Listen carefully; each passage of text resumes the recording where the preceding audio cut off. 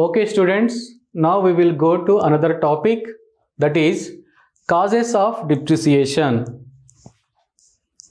The main causes of depreciation is as follows. Number one is wear and tear. Wear and tear. దీన్ని మనం తెలుగులో తరుగు అరుగు అంటాం. తరుగు అరుగు.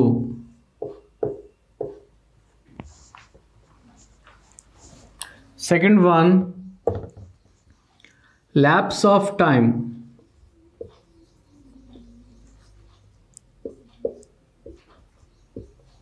Lapse of time. దీన్ని మనము కాలం గతించడం. కాలం గతించడం. Third one, accidents.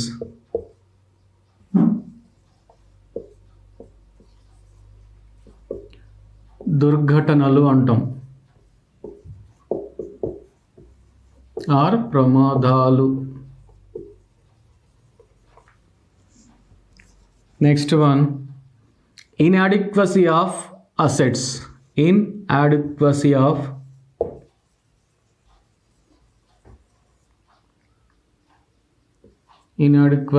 of assets. దీని తెలుగులో మనము ఆస్తులు చాలకపోవడం అంటాం. ఆస్తులు చాలకపోవడం.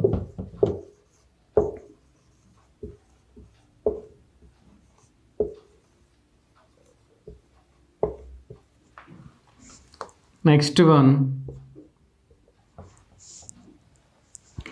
obsolescence.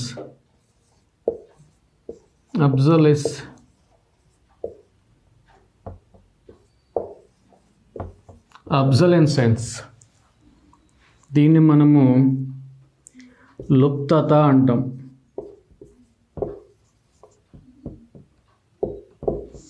లుప్తత అంటే ఏంటంటే ఆస్తి అనేది అక్కడ ఉండకపోవడం, అంటే కనుమరుగైపోవడం అంటాం. లుప్తత మీన్స్ కనుమరుగవడం, అంటే కనిపించకుండా పోవడం. Next sixth one, depletion.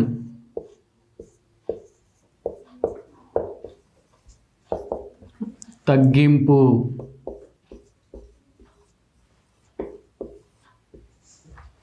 ఏమంటాం?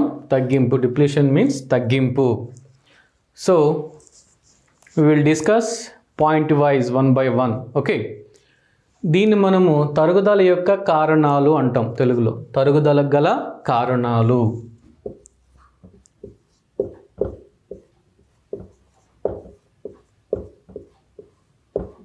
తరుగుదలకు గల కారణాలు. ఏమేం కారణాలు ఉంటాయి మనకు? ప్రధానంగా ఒక 6 కారణాలుగా మనం చూపించడం జరిగింది. Okay students, now we will discuss about causes of depreciation. First point is wear and tear. The asset, first point is wear and tear. Now discuss about this point. The assets may have decreased in its value because of constant use in the business. This is also caused becomes of erosion. When the asset is exposed to sun, wind, rain, it may lose its value. So first one ఏంటి అంటే తరుగుదల కారణాల్లో తరుగు అరుగు అంటాం. అంటే స్థిరాస్తులను మనము నిరంతరంగా ఉపయోగించడం వల్ల, నిరాటంకంగా ఉపయోగించడం వల్ల అవి వాటి యొక్క విలువలు అనేవి తగ్గిపోతూ ఉంటాయి. అలాగే భౌతిక శక్తులైనటువంటి సూర్యరశ్మి, గాలి, వర్షాల వల్ల వాటి యొక్క విలువలు అనేవి నష్టపోతూ ఉంటాయి. దాన్ని మనము తరుగు అరుగు అంటాం. దట్ మీన్స్ ఒక ఆస్తిని మనము నిరంతరం ఉపయోగిస్తే వాటి యొక్క విలువలో కానీ విలువలు కోల్పోతాయి, అంటే తరిగిపోతూ ఉంటాయి, అరిగిపోతూ ఉంటాయి అని మనం చెప్పడం జరుగుతుంది. Next point that is the lapse of time. దీన్నే మనం తెలుగులో కాలం గతించిపోవడం అంటాం. So lapse of time means every asset may have a fixed life period. After the expiry of its life period, the asset becomes useless. Okay, this is happens in plant and machinery, lease, copyrights, patents etcetera. Okay, కాలము second point ఏంటంటే కాలం గతించిపోవడము. అంటే ఆస్తుల యొక్క విలువలు కాలం గతించిపోవడం వల్ల కూడా వాటి యొక్క విలువలు అనేవి కోల్పోతూ ఉంటాయి. ప్రతి ఆస్తికి ఒక జీవిత కాలం అనేది ఉంటుంది. 10 years అని 5 years అని ఒక జీవితకాలం ఉంటుంది. ఆ జీవితకాలం ఎప్పుడైతే అయిపోయిందో దాని యొక్క విలువ అనేది, ఆ ఆస్తి అనేది మనకు ఎందుకు పనికి రాకుండా పోతుంది. సో దాన్ని మనం ఏమంటామంటే కాలం గతించిపోవడం అంటాము. అంటే ఇవి ఎక్కడ చూస్తామంటే మనము ప్లాంట్ అండ్ మిషనరీ చూస్తాం. అంటే ప్లాంట్ యంత్రాలు ఉంటాయి కదా, యంత్రాలకి ఒక లైఫ్ టైం ఉంటుంది, ఒక లైఫ్ టైం పీరియడ్ ఉంటుంది. అప్పుడు ఆ లైఫ్ టైం పీరియడ్ అయిపోయిన తర్వాత ఆ ఆస్తులు ఎందుకు మనకు పనికి రాకుండా అయిపోతాయి. అలాగే లీజ్ తీసుకున్న కాపీరైట్స్, పేటెంట్స్లో కూడా మనము ఈ కాలం గతించిపోయిన తర్వాత అవి ఎందుకు పనికి రాకుండా పోతాయి. దీన్ని మనము కాలం గతించిపోవడం అంటాము. Next third point is accidents. The assets may decrease in its value because of accidents. It is not a gradual decrease the values, but is a permanent loss in its values. Okay, ప్రమాదాల వల్ల కూడా, third point ఏంటంటే ప్రమాదాలు. ఆస్తులు అనేవి ప్రమాదాల వల్ల కూడా, అంటే ఏదైనా ఒక దుర్ఘటన జరిగినప్పుడు లేదా ఒక ప్రమాదం జరిగినప్పుడు వాటి యొక్క విలువలు అనేవి కోల్పోతూ ఉంటాయి. ఇది మనకు క్రమేణా వచ్చే తగ్గింపు కాదు, ఒక శాశ్వతంగా వచ్చినటువంటి నష్టంగా మనం దీన్ని చూస్తాము. Okay, next inadequacy of assets. అంటే దీని తెలుగులో ఆస్తులు చాలకపోవడం అంటాం. When the increase of size or growth of the business, the assets may becomes inadequacy of. As a result, the asset may be terminated. ఆస్తులు చాలకపోవడము. వ్యాపార సంస్థ యొక్క పరిమాణం పెరిగినప్పుడు ఆస్తులు అనేవి ఎందుకు మనకు పనికి రాకుండా పోతాయి. అంటే వ్యాపార సంస్థ యొక్క పరిమాణం పెరుగుతూ ఉంటుంది. ఒక వ్యాపార సంస్థను మనం ప్రారంభించినప్పుడు ఆ సంస్థ అనేది గ్రోత్, అంటే డెవలప్ అవుతూ ఉంటుంది, దాని యొక్క పరిమాణం అనేది పెరుగుతూ పోతుంది. అప్పుడు అంతకు ముందు ఉన్నటువంటి ఆస్తులు అనేవి మనకు ఎందుకు చాలకుండా ఉంటాయి, ఎందుకు పనికి రాకుండా ఉంటాయి. దీన్ని మనం ఏమంటామంటే ఇన్అడిక్వసీ ఆఫ్ అసెట్స్. ఆస్తులు అనేవి చాలకుండా పోతాయి. సో ఇలా చాలకుండా పోతే ఏమవుతుందంటే ఫలితం ఏంటి అంటే ఆ ఆస్తులను మనము పక్కన పెట్టేస్తాం, ఎందుకు పనికిరావు, పక్కన పెట్టేస్తాం. So next topic is అబ్సొలెసెన్స్.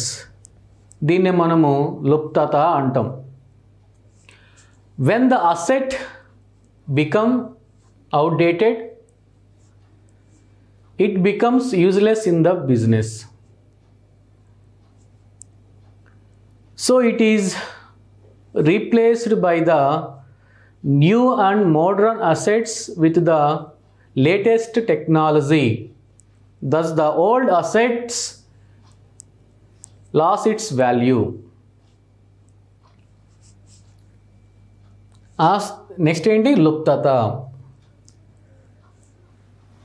అంటే ఆస్తుల యొక్క జీవితకాలము అయిపోయిన తర్వాత అవి ఎందుకు పనికిరాకుండా అయిపోతాయి. సో అవుట్డేటెడ్ అంటాం. అంటే దాని యొక్క టైం పీరియడ్ అనేది అయిపోయిన తర్వాత ఏం చేస్తామంటే వాటిని మనం తీసి పక్కన పడేస్తూ ఉంటాం. అప్పుడు ఆ ఆస్తుల స్థానంలో కొత్త వస్తువులను స్థాపిస్తాం. ఎలాగా? నూతన టెక్నాలజీతో, లేటెస్ట్ టెక్నాలజీతో మనం కొత్త ఆస్తులను పునఃస్థాపిస్తాం. పాత ఆస్తుల స్థానంలో కొత్త ఆస్తులను పునఃస్థాపిస్తాము, పునఃప్రతిష్ఠిస్తాము. దీన్ని మనం ఏమంటామంటే లుప్తత అని చెప్పడం జరుగుతుంది. So replacement of new assets with latest technology. Okay. Obsolescence. Next depletion, తగ్గింపు అంటాం. డిప్లీషన్, తగ్గింపు. Assets may be exhausted through its working. For example mines, minerals, oil, etcetera. The assets get exhausted because of extraction. Okay. Last one ఏంటి అంటే మనకు తగ్గింపు. తగ్గింపు అంటే ఏంటంటే సహజ వనరులు అనగా సహజ వనరులు అయినటువంటి ఖనిజాలు, నూనె, గనులు మొదలైనవి, వీటిని ఏమంటామంటే మనం సహజ వనరులు అంటాం. ఇవి మనం ఏం చేస్తామంటే ప్రతిరోజు మనము తవ్వి తీస్తూ ఉంటాం. తవ్వి తీయడం వల్ల ఏంటి అంటే అవి కొంతకాలానికి గతించిపోతాయి. అంటే అక్కడ ఏం లేకుండా, దాని యొక్క విలువలు అనేవి ఏం లేకుండా అయిపోతాయి, జీరో అయిపోతాయి అని చెప్తాము. దీన్ని మనం ఏమంటామంటే తగ్గింపు. దీన్ని మనం ఉద్గ్రహణ అని కూడా అంటాం. ఉద్గ్రహణ చెందుతాయి అంటాం. ఉద్గ్రహణ చెందుతాయి అనగా అక్కడ వాటి యొక్క విలువలు అనేవి ఏమి ఉండకుండా అయిపోతాయి. దీన్ని మనం డిప్లీషన్ అంటాము, తగ్గింపు ఆర్ ఉద్గ్రహణ అంటాం. Okay. These are the causes of depreciation. These are the causes of depreciation. తరుగుదలకు గల కారణాలు ప్రధానంగా ఒక 6 పాయింట్స్ ఉన్నాయి మనకు. Okay. Next coming to the next topic is importance of depreciation. Importance of depreciation అంటే తరుగుదల యొక్క ఆవశ్యకత అనేది మనం చెప్పటం జరుగుతుంది. Next topic is importance of depreciation.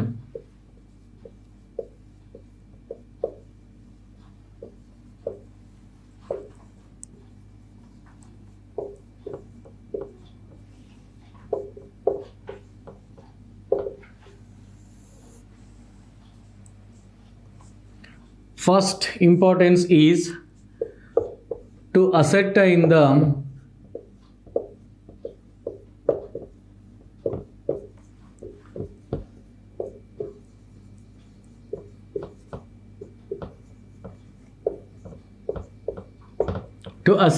the correct profit. Second one, to show the financial position.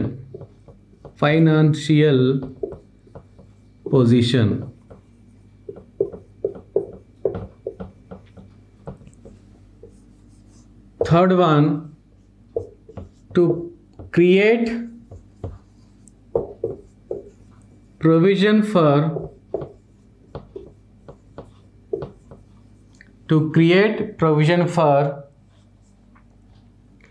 replacement of assets.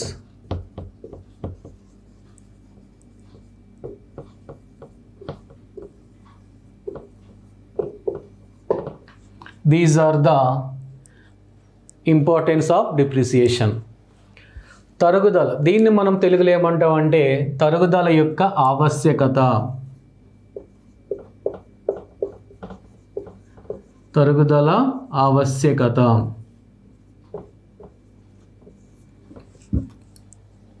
First point ఏంటి అంటే ఖచ్చితమైన లాభ నష్టాలను తెలుసుకోవడానికి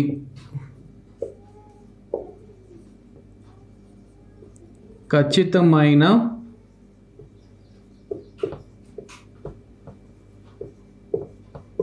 లాభ నష్టాలను తెలుసుకోవడానికి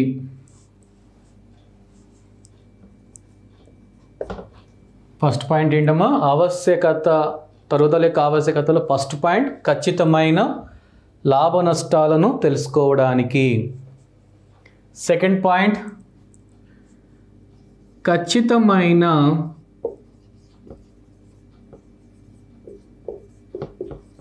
ఆర్థిక స్థితిని తెలుసుకోవడానికి, ఆర్థిక స్థితిని తెలుసుకోవడానికి.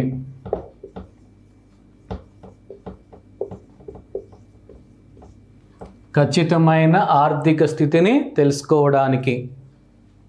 అండ్ ఆస్తుల పునఃస్థాపన కొరకు, ఆస్తుల పునఃస్థాపన కొరకు, పునఃస్థాపన కొరకు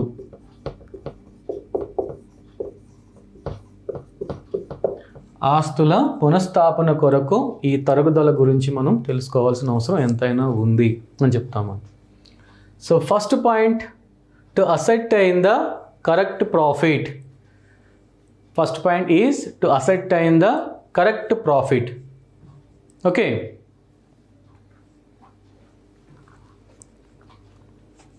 The main aim of calculating depreciation is to derive correct profit. Depreciation is an invisible expense.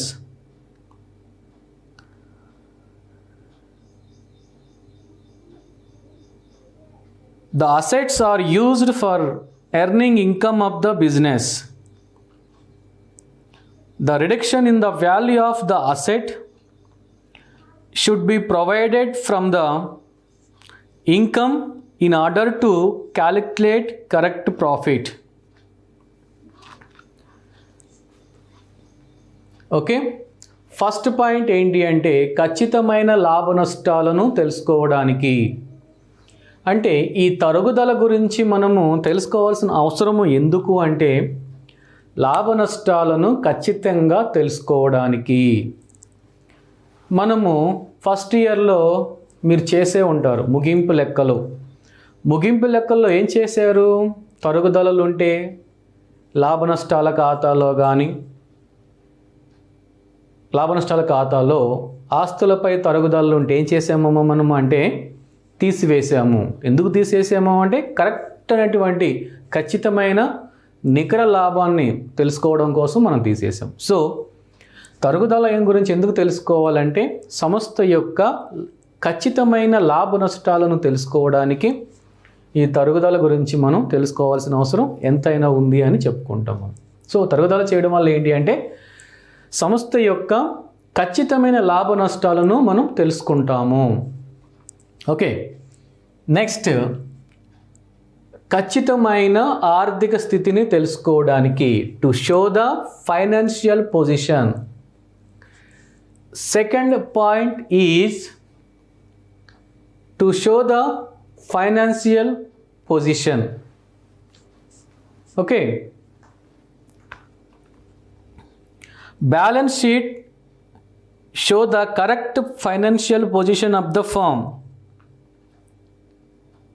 As such, to prepare balance sheet, asset must be shown at their correct values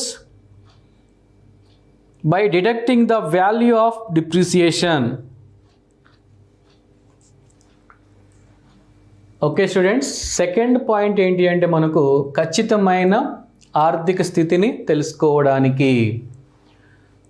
so ముగింపు లెక్కల్లో మనము ఆస్తి అప్పుల పట్టిక మీరు చేసే ఉంటారు. మరి ఆస్తి అప్పుల పట్టికలో ఆస్తులపై తరుగుదలలు ఏం చేశారు, తీసివేశాం. తీసివేస్తేనే ఆ ఆస్తి అప్పుల పట్టిక అనేది మనకు టాలీ అయినట్టుగా చూపిస్తుంది, టాలీ అవుతుంది, లేకపోతే కాదు. సో తరుగుదలను గురించి మనం తెలుసుకోవాల్సిన అవసరం ఎంతైనా ఉంది. ఎందుకు అంటే ఖచ్చితమైన లాభ నష్టాలతో పాటు ఖచ్చితమైన ఆర్థిక స్థితిని, సంస్థ యొక్క ఆర్థిక స్థితిని తెలుసుకోవడానికి ఈ తరుగుదల గురించి మనం తెలుసుకోవాల్సిన అవసరం ఎంతైనా ఉంది. Okay, next third point is to create provision for replacement of assets. Replacement of assets. Okay, if the provision for depreciation is not provided, the profit of the firm will be overstated. The amount for provision of depreciation is debited in the profit and loss account is available for the replacement of the asset. So third point ఏంటి అంటే ఆస్తుల పునఃస్థాపన కొరకు ఈ తరుగుదల గురించి తెలుసుకోవాల్సిన అవసరం ఉంది. సో తరుగుదల చేయడం వల్ల ఏంటి అంటే ఆస్తులు అనేవి ఎప్పటి వరకు పనిచేస్తాయి, ఎప్పటి వరకు ఉంటాయి, ప్రస్తుత విలువ ఏంటి అనేది తెలుసుకుంటాం. సో అలా తెలుసుకోవడం వల్ల ఏంటి అంటే వాటి యొక్క లైఫ్ టైం అయిపోయిన తర్వాత ఆ ఆస్తుల స్థానంలో మనము కొత్త ఆస్తులను ప్రతిష్ఠించడానికి మనము తరుగుదల గురించి తెలుసుకోవాల్సిన అవసరం ఉంది. సో తరుగుదల ఎందుకు చేయాలి అంటే కొత్త ఆస్తులను పునఃస్థాపించడానికి ఈ తరుగుదల గురించి తెలుసుకోవాల్సిన అవసరం ఎంతైనా ఉంది. తరుగుదల చేస్తేనే మనము ఆ ఆస్తులు అనేవి ఎప్పటి వరకు పనిచేస్తాయి, ఎప్పటి వరకు ఉంటాయి, వాటి యొక్క విలువలు ఏంటో మనము, వాటి యొక్క ప్రస్తుత విలువలు ఏంటో మనం తెలుసుకోగలుగుతాము. సో తరుగుదల చేయడం వల్ల అంటే ఆస్తి యొక్క ప్రస్తుత విలువలు తెలుసుకుని వాటి యొక్క జీవిత కాలాంతానికి ఆ ఆస్తుల స్థానంలో కొత్త ఆస్తులను పునఃస్థాపించడానికి తరుగుదలను మనం చేయాల్సిన అవసరం ఉంది. Okay, these are the importance of depreciation. So తరుగుదల యొక్క ఆవశ్యకతను మనం ఈ 3 పాయింట్లు మనం చెప్పుకోవడం జరిగింది. ఓకే స్టూడెంట్స్, నెక్స్ట్ క్లాస్లో మనకు ప్రాబ్లమేటిక్ అనేది స్టార్ట్ అవుతుంది.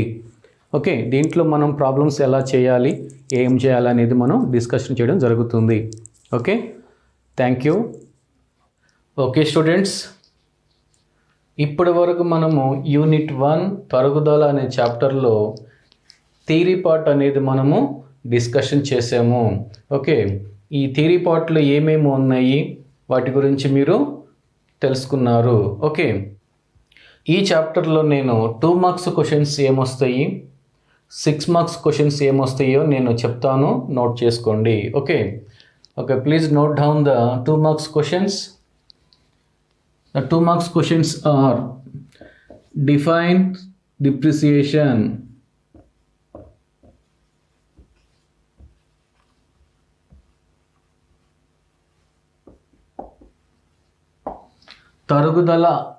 తరుగుదలను నిర్వచించండి.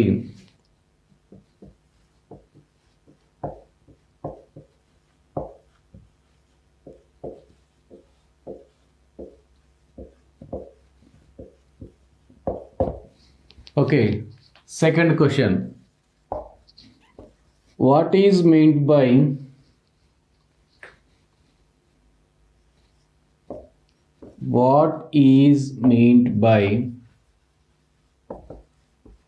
fixed installment method?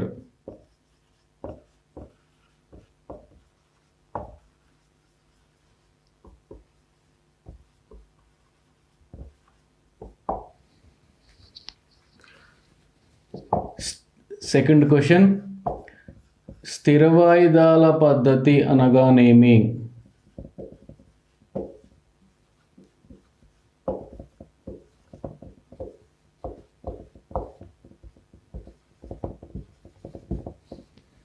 Okay, third question, what is meant by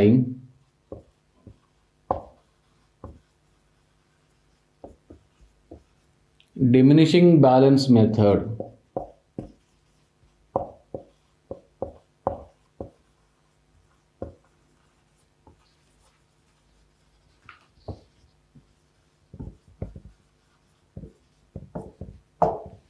okay, third question, తగ్గుచున్న నిల్వల పద్ధతి అనగానేమి?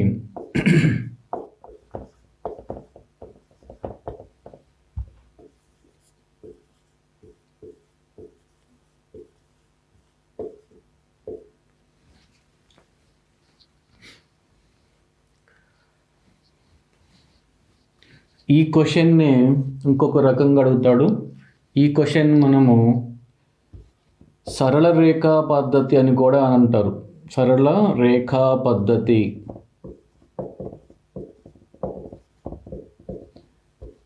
అనగానేమి? ఓకే, స్థిర వాయిదాల పద్ధతి అనగానేమి లేదా సరళ రేఖా పద్ధతి అనగానేమి అంటాడు. సో ఏది అడిగినా ఒకటే. స్థిర వాయిదాల పద్ధతికి మరొక పేరేంటి? సరళ రేఖా పద్ధతి. సో సరళ రేఖా పద్ధతి అనగానేమి అనొచ్చు, లేదా స్థిర వాయిదాల పద్ధతి అనగానేమి అని కూడా అడగొచ్చు మిమ్మల్ని questions. Okay, next, so what is meant by fixed installment method or what is meant by straight line method? Straight line method. Okay, these are the 2 marks questions in this chapter. 6 marks questions are, first one, what are the causes of depreciation? What are the causes of depreciation?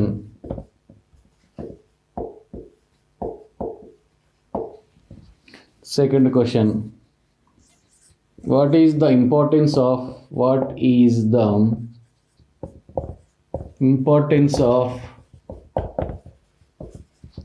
depreciation?